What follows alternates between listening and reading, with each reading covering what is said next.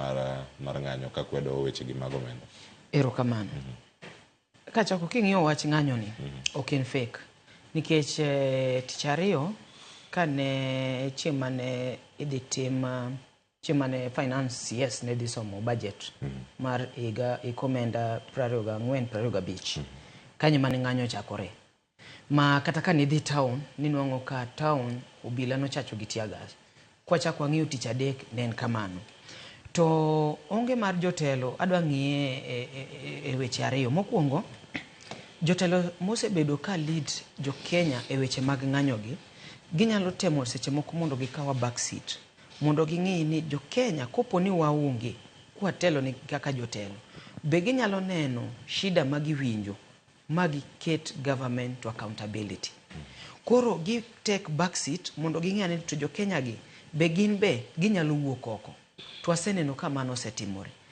Mar ariyo jotelo gi waneno ka gionge ng'anyo gi. For example kwa ng'iyo Azimio maoningo the minority parliament.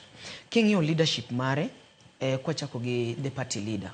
Waseneno ka en osewacho mana ni joma tindo mondo wuok oko kendo mor gi gima joma tindo timo. To anyalo neno ni omiyo jogi thuolo mondo jogi bote okawe responsibility nikech waseng'iyo kane jogi ochako kata kwa ng'iyo leaders gi kane gichako ng'anyo kata joma koro leadership wamantiere parliament wabunge kata king'iyo Azimio leaders ne gin joma nochako kane tindo e weche mag building democracy mar Kenya ka kwa chako e weche mag kane wayudo independence nitie joma tindo mane o fight mondo wayud independence wachako waduoge weche mag loko chike ma wabedo gi demokrasi ma wantiere kawuono ni. Koro jogi aneno ni gikaw backseat mondo giwane ni joma tindo gi nikech une musebedo kuwinyoru ok wan waseloso mekwa wantiere wan wanyalo dhi maber kata gigo idho kata ok oidho to ng'ama nigi shida chandruok mogine teni. Mar adek en ni kaka waneno kaka siasa be dhi gi kuma be wadwa ni mondo agwambo dhiye onenre ni koro dwa bedo kaka maybe an international figure ma okodwa maybe meddle in the national affairs of the country mondo we the national leadership plus citizens mondo take charge control mondo kiko timre nade kiko obed affected e wach mar EU ma otimore nade ma odwa ni mondo oringe ni ma odwa no bede chair mar EU ni. Then ng'anyo ok wanyal wacho ni nyithindo gi wuondore ni jo ng'anyo gi wuondore ma gima nitiere kendo kawuono anadwaro ni joma tindo owuog oko mondo government ong'e adier ni jogi gin jok mainyore mondo finance bill ni obed rejected into totality ok ni jomoko dhi bedo kumoro to dhi nyiso ng'ato nyalo nyisi ni ng'eni nadwa mi kalam kone gi rabolo to chako pando ni mato nyisi ni mai mantiere to gicha nitiere kuma chako so ufuko machielo hapana nikech inyalo wuondwa nango kaka nyocha UDA parliamentary group odiochiwo statement e state house moningo be ni machacha gima ne committee manoningo be ni chiwo it was not a parliamentary group nikech magi ma affect jo Kenya parliamentary committee manoningo be ni bedo piny to miwa report ni from the analysis gi ywak jo piny mwaseng'eyo wang'eyo ni amend the financial bill mwa introduce for 2024-2025 areas gi kama kaka waka map gi remedies mondo wang'e ni ere kaka wanyalo konye mondo japiny kikinyre nikech kata kwa ng'iyo okinyal donje dero ni dwa tuombo to kikeyo nikech kwa ng'iyo weche mag omenda finance bill ni inwang'o ni gik mabedo taxed mang'eny gin gik mabedo imported nikech Kenya as a country we depend almost 80% on imported goods. Pokwa bedo gi gigo makare makonywa mondo manufacture gigewa. Koro seche mo wasebed because kwa ng'iyo areas adek ma drive the sector ma economy ma Kenya. One gi services. Mamano look at the financial services, the banks, the insurance, the healthcare, education. Then wabire manufacturing. Ma is about 19%. Kawan uwe manufacturing to gi construction.